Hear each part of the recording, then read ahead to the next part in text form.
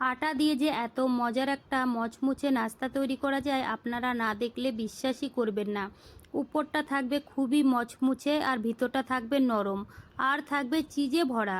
খেতে কিন্তু অসাধারণ লাগবে।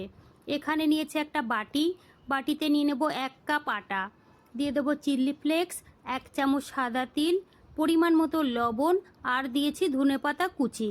এবার আমি শুকনো উপকরণগুলো ভালো করে মিশিয়ে নেব। তারপরে আমি অল্প অল্প জল দিয়ে একটা ব্যাটার তৈরি করে নেব। ব্যাটারটা কিন্তু এখানে পাতলা করা যাবে না, একটু ঘন করেই তৈরি করে নিতে হবে। প্রথমে এইভাবে মিশিয়ে নিতে হবে, তারপরে কিন্তু 2 থেকে 3 মিনিট সময় ধরে ফেটিয়ে নিতে হবে। ব্যাটারের মধ্যে যেন কোনো রকম দানা ভাব না থাকে। এবার আমি ঢেকে রাখবো 10 মিনিটের জন্য। আর এই দিকে নিয়েছি 3টে সিদ্ধ করা আলু। আগের থেকেই আমি সিদ্ধ করে নিয়েছিলাম, তারপরে কিন্তু ঠান্ডা করে নিয়েছি। এবার আমি ভালো করে মেখে নেব। তোমরা চাইলে আলুটা কিন্তু গ্রেট করেও নিতে পারো, আলুতে যেন কোনো রকম দানা না থাকে। আলুটা খুব ভালো করে মেখে নিয়েছি। এখানে নিয়েছি 1 বাটি পাউরুটির গুঁড়ো। 4টে পাউরুটি আমি মিক্সারে গুঁড়ো করে নিয়েছি। দিয়ে দিলাম কাঁচা লঙ্কা কুচি, কাশ্মীরি লঙ্কার গুঁড়ো, আর দিয়েছি ধনের গুঁড়ো, আমচুর পাউডার, আর দিলাম পরিমাণ মতো লবণ। এবার আমি হাত দিয়ে খুব ভালো করে আলুর পুরটা মেখে নেব। আলুর পুরটা খুব ভালো করে মেখে নিয়েছি। এবার আমি নাস্তাগুলো বানিয়ে নেব। এখান থেকে অল্প অল্প আলুর পুর নিতে হবে আর নাস্তাগুলো বানিয়ে নিতে হবে। প্রথমে এইভাবে হাত দিয়ে একটু চ্যাপটা করে নিতে হবে। তারপরে কিন্তু এখানে নিয়েছি আমি 1 টুকরো চিজ। বন্ধুরা, চিজটা দিয়ে ভালো করে মুখটা বন্ধ করে দিতে হবে। তারপরে কিন্তু হাত দিয়ে আবারও গোল করে একটু চ্যাপটা করে নিতে হবে। একটা রেডি হয়ে গেছে। সেমভাবে আরেকটা বানিয়ে দেখাবো। আমি এখানে চিজ দিয়েছি, তোমরা চাইলে নাও দিতে পারো। বন্ধুরা, চিজ দিলে বাচ্চারা একটু পছন্দ করে খায় আর খেতেও কিন্তু ভালো লাগে। একই রকমভাবে কিন্তু আমি সবগুলো নাস্তা রেডি করে নিয়েছি, দেখতেই পাচ্ছ। আর এইদিকে কিন্তু 10 মিনিট হয়ে গেছে।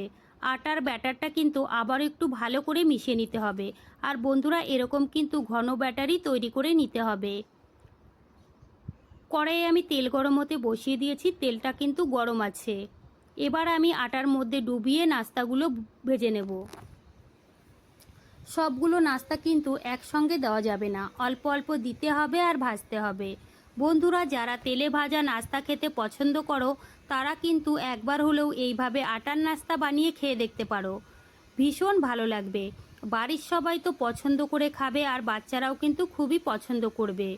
2 মিনিট এইভাবে রেখে দিয়েছিলাম, তারপরে আমি উল্টিয়ে পাল্টিয়ে ভেজে নেব। বন্ধুরা, গ্যাসটা মিডিয়ামও করা যাবে না আর কমও করা যাবে না। ফুল গ্যাসে নাস্তাগুলো কিন্তু উল্টিয়ে পাল্টিয়ে লাল লাল করে ভেজে নিতে হবে। এরকম লাল লাল করে ভেজে নিলে নাস্তাগুলো উপর থেকে কিন্তু খুবই মচমুচে হবে আর খেতেও কিন্তু ভীষণ ভালো লাগবে। আর ভিতরের চিজটাও কিন্তু খুব ভালোভাবে মেল্ট হয়ে যাবে। নাস্তাগুলো ভেজে আমি তুলে নিলাম। আর বাকি নাস্তাগুলো কিন্তু একই রকমভাবে ভেজে নিতে হবে। বাকি নাস্তাগুলোও আমি উল্টিয়ে পাল্টিয়ে সুন্দর করে ভেজে নিয়েছি। এবার আমি তুলে নেব। আর বন্ধুরা, সবগুলো নাস্তা কিন্তু আমার ভাজা হয়ে গেছে। এবার একটা প্লেটের মধ্যে সাজিয়ে নেব। তো দেখুন বন্ধুরা, দেখতে কতটা সুন্দর লাগছে, খেতেও কিন্তু অসাধারণ হয়েছিল। বন্ধুরা, একটা নাস্তা আমি ভেঙেও দেখিয়ে দেব। ভিতরটা কিন্তু খুবই সুন্দর হয়েছে আর চিজটাও কিন্তু খুব ভালোভাবে মেল্ট হয়ে গেছে। বন্ধুরা, আমার রেসিপি কেমন লেগেছে কমেন্ট করে জানাবেন আর বন্ধুদের সঙ্গে শেয়ার করতে ভুলবেন না। চলুন তাহলে ভিডিওটি আমি এখানেই শেষ করছি। আপনারা সবাই ভালো থাকবেন, সুস্থ থাকবেন। আবার দেখা হবে নতুন রেসিপি।